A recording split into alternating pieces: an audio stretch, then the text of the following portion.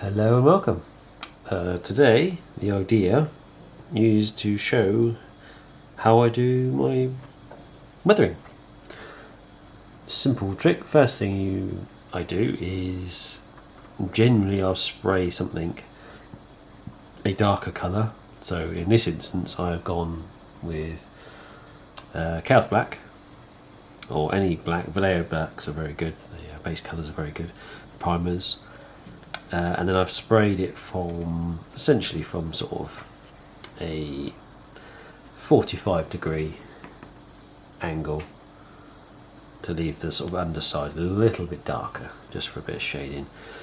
Once you get to this point, that's pretty good. From then onwards, I could choose what colour I actually want it to be. I make all my sort of sector mechanicus themed terrain red. So what I'm now going to do, the next stage, is I'm going to spray it red from the top. Right. Now I've been out there and done that, I have sprayed it, as you can see. So pretty much the top red, and because I've done it at an angle, I've left the underside sort of metallic, as if it's kind of the paint ran, or just to make it, give it a bit of a different shade. Next stage is I'm going to cover it in a wash. So I will do that and be back shortly. I have covered the whole thing in a wash of Awax Earthshade, followed up by going over with a sponge. I've cut the bit off that I used already, very lightly with the Mephiston red, just to sort of very lightly highlight some of the edges.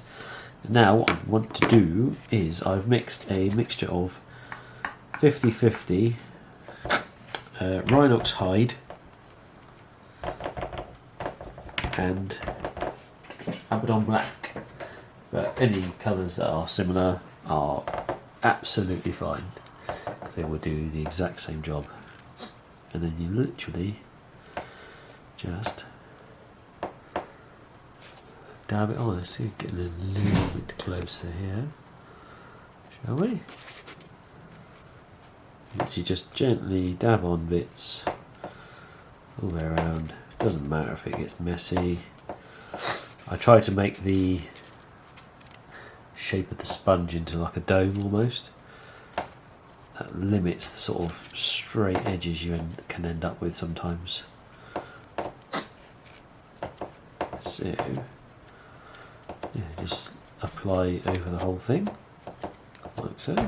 Excuse the squeaky table.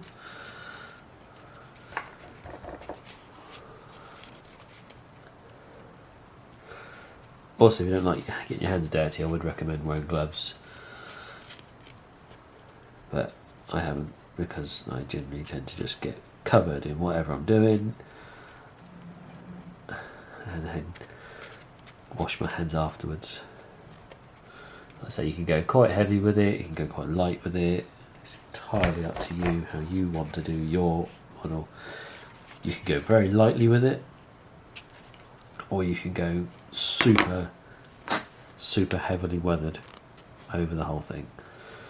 It's entirely down to how you want your miniatures to look. But for terrain, it does make it look quite good, particularly since this is supposed to be sort of war-torn future. It does definitely makes it look so much better when it's beat to hell.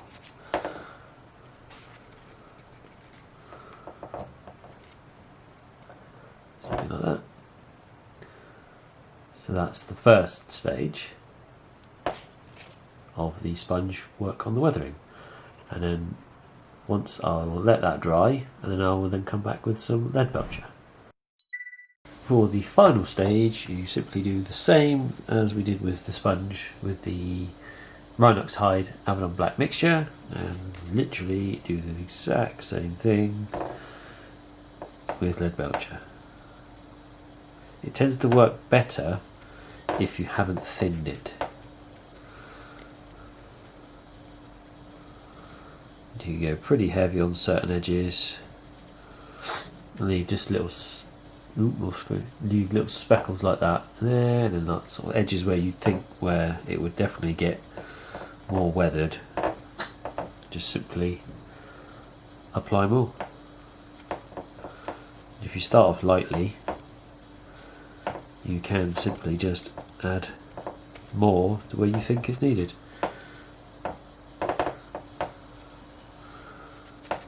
Nice, quick, simple method.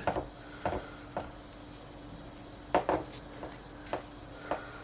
mean, I suppose in grand total of actual time it's taken me to do this is probably about 20 minutes. Not including drying time, obviously, but yeah. Just go at it with the sponge. Particularly all the sort of raised corners. Hey! Throwing it about. Excuse my sniffing. Suffering with hay fever. And because I've done this with the bottom side of it, you don't have to go too mad with weathering the underside. Plus, you're not really going to see it anyway.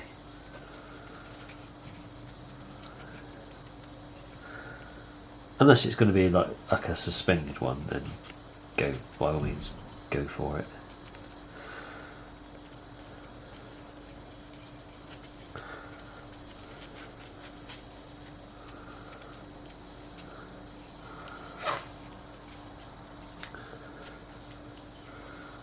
So in reality,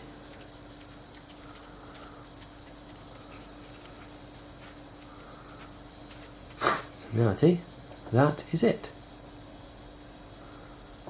Nice and beaten and weathered.